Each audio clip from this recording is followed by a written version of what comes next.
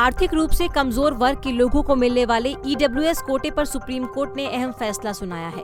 पूरे मामले को सुप्रीम कोर्ट ने फैसले को हरी झंडी दिखाई, यानी मोदी सरकार द्वारा आर्थिक आधार पर दिए गए 10% आरक्षण को देश की सर्वोच्च अदालत ने सही माना है। वहीं 5 लोगों के बेंच में जस्टिस रविंद्र भट्ट ने ईडब्ल्यूएस आरक्षण पर असहमति जताई। फिलहाल आर्थिक आधार पर मिलने वाला 10% आरक्षण जारी रहेगा।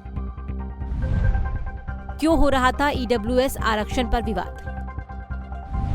ईडब्ल्यूएस कोटा संशोधन का विरोध करते हुए इसे पिछले दरवाजे से आरक्षण की मूल अवधारणा को खत्म करने का प्रयास बताते हुए संविधान का उल्लंघन बताया गया था। सुप्रीम कोर्ट में सुनवाई के दौरान तमिलनाडु की तरफ से पेश वरिष्ठ अधिवक्ता शेखर नफाड़े ने ईडब्ल्यूएस कोटा का विरोध करते हुए कहा था कि आर्थिक मानदंड वर्गीकरण का आधार कैसे हो सकता है। सुप्रीम कोर्ट को इंदिरा साहनी यानी मंडल आयोग के फैसले पर फिर से विचार करना होगा। यदि वो इस आरक्षण को बनाए रखने का फैसला करते हैं, याचिकाकर्ताओं का कहना है कि अगर ये कोटा बना रहा तो बराबरी के मौके समाप्त हो जाएंगे।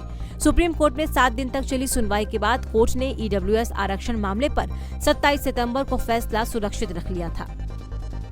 आज सुप्रीम कोर्ट की 5 जजों की बेंच ने इसे संवैधानिक मानते हुए ईडब्ल्यूएस आरक्षण पर मुहर लगा दी। तो वहीं 5 जजों के बेंच में शामिल सीजेआई यूयू ललित का आज आखिरी वर्किंग डे है।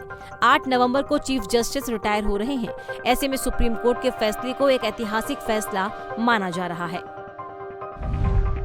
क्या है ईडब्ल्यूएस आरक्षण?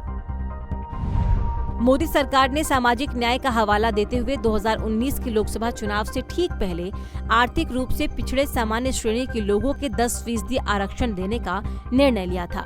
संसद के दोनों सदनों से इस संबंध में संविधान संशोधन विधेयक पारित होने के बाद राष्ट्रपति ने भी इस पर मुहर लगा दी थी, जिसके बाद 2019 में एनजीओ समेत 30 से अधिक याचिकाकर्ताओं ने सुप्रीम कोर्ट का रुख किया था। इन याचिकाओं में संविधान के अनुच्छेद 15 और 16 में संशोधन किए जाने को चुनौती दी गई थी।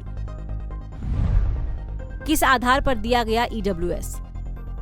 आर्थिक आधार पर दिए जाने वाले इस आरक्षण के समर्थन में तर्क ये है कि इससे राज्य सरकारों को आर्थिक आधार पर आरक्षण देने का अधिकार मिलेगा।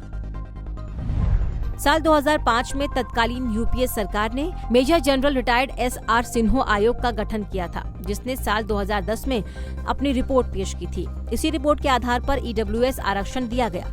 आयोग ने अपनी रिपोर्ट में कहा था कि सामान्य वर्ग के गरीबी रेखा के नीचे रहने वाले सभी परिवारों और ऐसे परिवारों जिनके सभी स्रोतों से सालाना आय आयकर की सीमा से कम होती है, उन्हें आर्थिक रूप से पिछड़ा वर्ग माना जाएगा। वहीं सुप्रीम कोर्ट ने मंडल आयोग मामले में आरक्षण की अधिकतम सीमा 50% तय कर दी थी। ईडब्ल्यूएस देने वालों का तर्क है कि इस कोटे से 50% की सीमा का उल्लंघन हो रहा है। बहरहाल सुप्रीम कोर्ट की मुहर के बाद ये साफ हो गया है कि ईडब्ल्यूएस आरक्षण बरकरार रहेगा।